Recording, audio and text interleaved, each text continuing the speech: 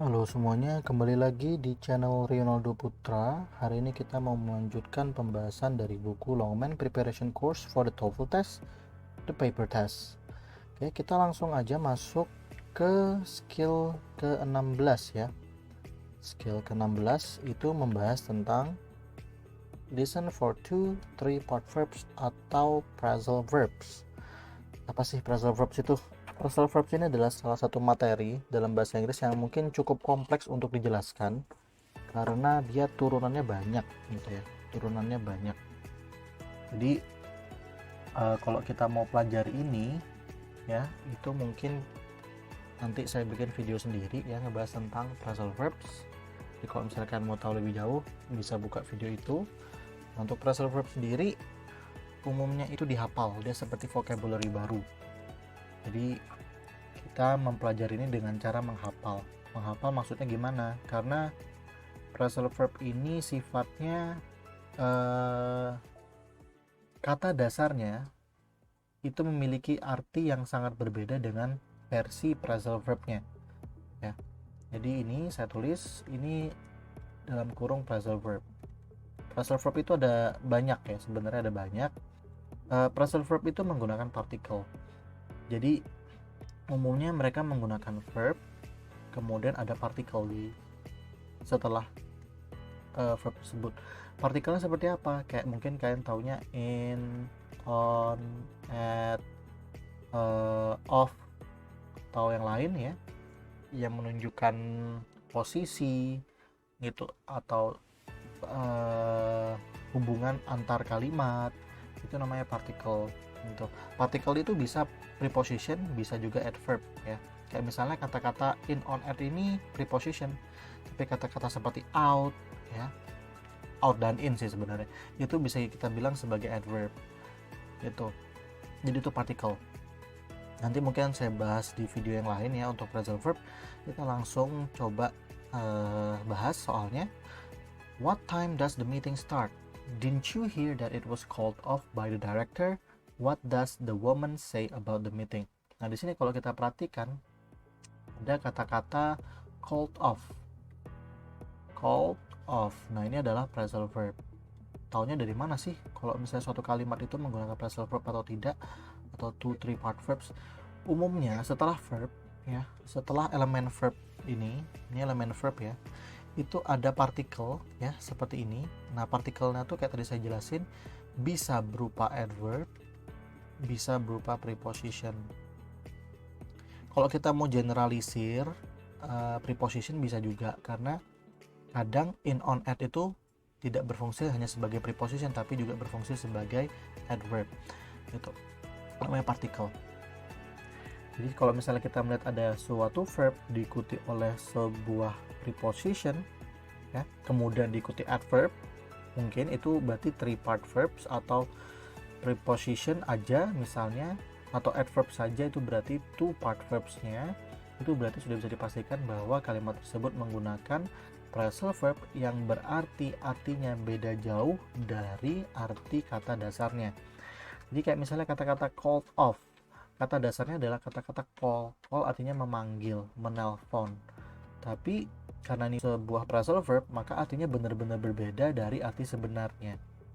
Ya, jadi dalam phrasal verb itu ada dua arti, ada namanya literal meaning, kemudian ada yang namanya idiomatic. Jadi ada dua arti ya kalau untuk phrasal verb. Nah, di sini artinya yang idiomatic ya, bukan literal, karena literal itu berhubungan dengan kata dasarnya call, sedangkan di sini tidak ada hubungan dengan kata dasar. Oke, coba kita lihat jawabannya ya. Kalau kita nggak tahu sama sekali artinya called off ini apa, kita coba lihat di konteks kalimatnya. Di sini ada kata-kata what time does the meeting start. Ini berarti ngomongin waktu meeting. Kemudian pembicara kedua berkata, didn't you hear that it was called off by the director? Kamu dengar nggak kalau itu sudah di bla bla bla oleh direktur. Nah, kita lihat ini ada hubungannya dengan waktu meeting, dan si direktur ini melakukan sesuatu dengan waktu meeting tersebut gitu. Oke, coba kita lihat. In your textbook you read the director called a meeting. called a meeting. Nah, ini di sini ada kata-kata called, tapi ingat phrasal verb itu bermakna idiomatic dalam konteks kalimat ini. Dia tidak bermakna sebenarnya dari kata-kata call. Berarti yang A bukan jawabannya. Kemudian yang B, the director phoned her about the meeting. Phone ini sama dengan call, literal meaningnya. Berarti bukan juga, karena yang kita cari adalah idiomatic meaning, bukan literal meaning. Kemudian yang C, the director called the meeting to order. Nah, ini juga sama, ini masih literal meaning ya. Called the meeting to order. Nah, tidak ada hubungannya juga dengan order di sini. Ini berarti kan nelpon meeting buat mesan sesuatu. Ini hebat juga direkturnya. Oke, yang D, the director canceled the meeting. Nah, di sini ada kata-kata cancel yang benar-benar beda jauh ya dari kata-kata call, literal meaningnya. Berarti jawaban yang paling tepat adalah yang D. Gimana kalau kita tahu jawabannya D? Ya sudah, kita ganti aja kata-kata called off ya dengan kata-kata cancelled. Kalau misalnya kita balik, kita pakai kata-kata called off ini dengan kata-kata cancel, kita ganti. Didn't you hear that it was cancelled by the director? Berarti ini artinya masih masuk Pak Eko. Berarti jawabannya yang delta. Oke, sekarang kita coba lihat lagi 3 contoh soal yang berikutnya. Sample exercise. Did you have your history exam today? No, the professor put it off for another week. What does the woman say about them? Di sini phrasal verbnya adalah kata-kata put it off. Put it off. Oke. Nah, di sini kok kita ngeliat ada 3 kata gitu. Ada put, ada it, dan ada off. Sebenarnya phrasal verbnya adalah yang put dan off saja. It itu adalah objeknya yang diselipkan di antara kata-kata put dan kata-kata off. Kita nggak bisa mengucapkan no, the professor put off it for another week. Kita tempatkan it-nya di tengah gitu. Jadi ada hukum lain dari phrasal verb. Kalau objeknya adalah pronoun, maka kita sematkan noun-nya di antara kata kerja dan partikelnya. Oke, dalam hal ini kata kerjanya put, partikelnya off. No, the professor put it off for another week. Nah, kita nggak tahu nih artinya apa. Kita lihat dari pembicara pertama. Did you have your history exam today? Oke, ini ngomongin history exam yang sudah dikerjakan hari ini. Tapi the woman bilang, no, the professor put it off for another week. Kamu sudah mengerjakan tes atau ujian sejarah? Belum. Nah, kata-kata no, the professor belum put it off bla bla bla for another week. Profesor menundanya mungkin paling masuk akal for another week, karena ada kata-kata for another week. Minggu yang lain, mungkin minggu depan gitu. Ditunda. Nah, berarti jawabannya paling tepat kan ditunda gitu ya. Oke, sekarang kita lihat dari pilihan A sampai D yang bermakna ditunda itu yang mana. She would like to put it out of her mind. Put it out. Wow, dia mau mengeluarkan, dia nggak mau mikirin. Ini nggak nyambung, karena kan ini berhubungan dengan si profesor, bukan si perempuan itu sendiri. The professor cancelled it. Oke, di sini ada kata-kata cancelled yang mungkin semakna dengan kata-kata put it off, tapi kita keep dulu. Yang C, it was moved to another location. Ini ngomongin waktu, week, bukan location. Berarti jawaban yang C salah. Ini move to another location itu nggak masuk akal karena kita ngomongin waktu. Yang D, it was delayed. It was delayed, ditunda. Oke. Jadi kita bilang kalau kita artikan dengan kata-kata ditunda masuk akal ya. Sekarang kita coba lihat soalnya. What does the woman say about the exam? Apa yang dikatakan oleh si perempuan tersebut tentang ujiannya? Kalau yang B dibatalin, kalau yang D ditunda. Karena di sini ada kata-kata another week, maka jawaban yang paling tepat dan paling masuk akal adalah menggunakan yang delta, ditunda. Karena kalau kita bilang cancel nggak masuk akal. Misal, no, the professor cancel for another week. Tidak, profesornya membatalkan untuk minggu yang lain. Nggak masuk akal. Kalau kita ganti dengan kata-kata delay, ditunda, belum ditunda ke waktu yang lain gitu. Itu yang masuk akal, lebih masuk akal daripada jawaban yang bravo. Oke, sekarang kita coba lihat soal yang berikutnya, nomor 2. Do we have any more soap? We've run out of it. Someone will have to go to the store. Kita kehabisan. Seseorang harus pergi ke toko buat beli. Oke, kita lihat di sini ada kata-kata run dan ada kata-kata out. Kehabisan berarti paling masuk akal ya artinya ya. Kok ditanya, kita punya sabun nggak sih? Oh, seseorang harus pergi ke toko. Berarti kan artinya secara nggak langsung dia bilang sabunnya habis gitu. Coba kita lihat jawabannya yang A sampai D semakna dengan run out. He will run to the store. Ini artinya lari. Ini berarti literal meaning dari kata-kata run. Bukan, karena jawabannya adalah yang menggunakan idiomatic meaning. Yang B, he needs soap to wash himself after running.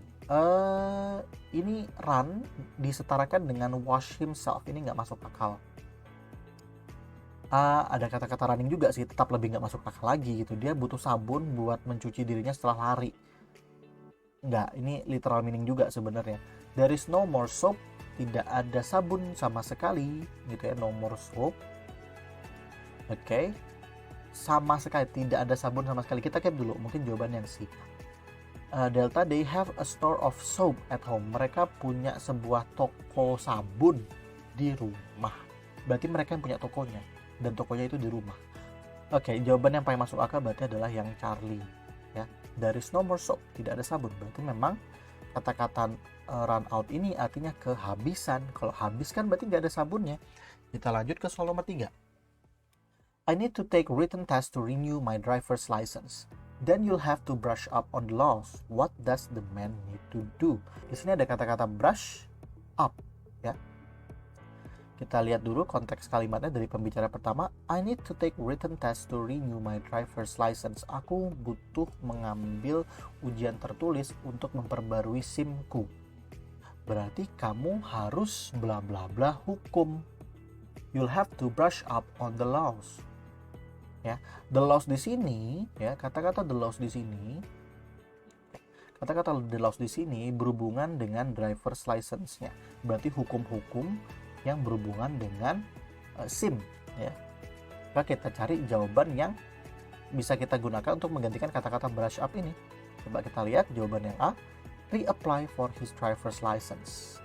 Pembicara kedua itu mengatakan sesuatu tentang ujian, ya, bukan reapply-nya. Yang ngomongin reapply itu kan pembicara pertama.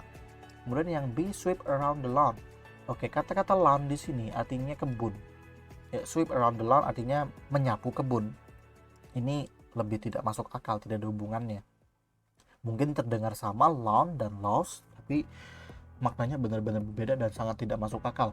Yang Charlie learn the laws for the first time. Nah, di sini ada kata-kata laws. Belajar hukum untuk yang pertama kalinya. Oke, kita keep dulu jawaban yang Charlie.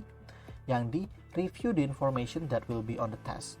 Review that information that will be on the test. Review the information that will be on the test. Mempelajari ulang atau mempelajari informasi-informasi yang mungkin akan muncul di tes.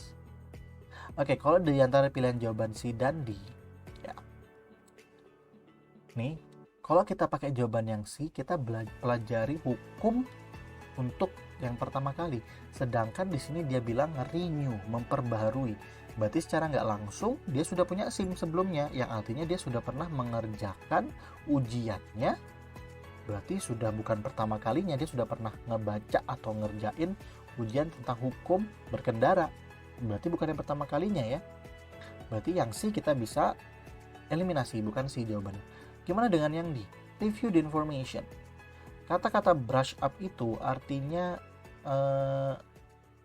menambah ilmu, ya, menambah ilmu. Nah, di sini mendekati review the information, pelajari ulang informasi yang berhubungan dengan tes yang akan muncul di tesnya. Berarti dia harus menambah ilmu kan gitu. Dan di sini ilmu yang ditambah diususkan di bagian laws-nya, hukum berkendara. Berarti jawaban yang paling tepat adalah yang delta, gitu.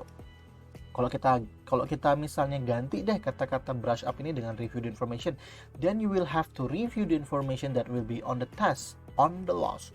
Berarti kamu harus mempelajari informasi yang mungkin akan muncul di tes berhubungan dengan hukum. Gitu artinya. Oke, sekarang kita coba masuk ke soal berikutnya. Kita langsung listening exercise. Kita lihat dulu jawabannya. Phone their neighbors, call to their neighbors over the fence, help the neighbors move in, and visit their neighbors. Oke, sekarang coba kalian perhatikan listeningnya ya. Number 1. The new neighbors have just moved in. Maybe we should call on them. According to the woman, what should they do? Oke, kalian sudah dengar ya. Sekarang kita coba lihat transkripnya dari pembicaraan ini. The new neighbors have just moved in. Maybe we should call on them. Maybe we should call on them. According to the woman, what should they do? Kan? Di sini ada mungkin kata-kata yang membingungkan. Call on them. Call on them. Kita mungkin harus panggil mereka gitu. Tapi artinya lagi kembali ini artinya bukan literal meaning yang artinya panggil ya. Berarti kalau kita lihat dari jawabannya yang A bukan ya, karena nih call dengan phone itu literal meaning. Jadi bukan. Kemudian yang B juga literal meaning, call to the neighbors over the fence. Memanggil tetangganya dari balik pagar. Ini kayak kita waktu masih kecil zaman dulu kita manggil nama teman kita misalnya Sopri gitu ya di depan rumahnya gitu buat manggil ngajak mainan. Itu seperti ini maksudnya, bukan itu jawabannya karena itu literal meaning dari kata-kata call. Kemudian yang C, help the neighbors move in. Nah di sini ada kata-kata help, ini bukan literal meaning tapi apakah ini artinya gitu, membantu tetangganya buat pindahan. Move in itu artinya pindahan gitu.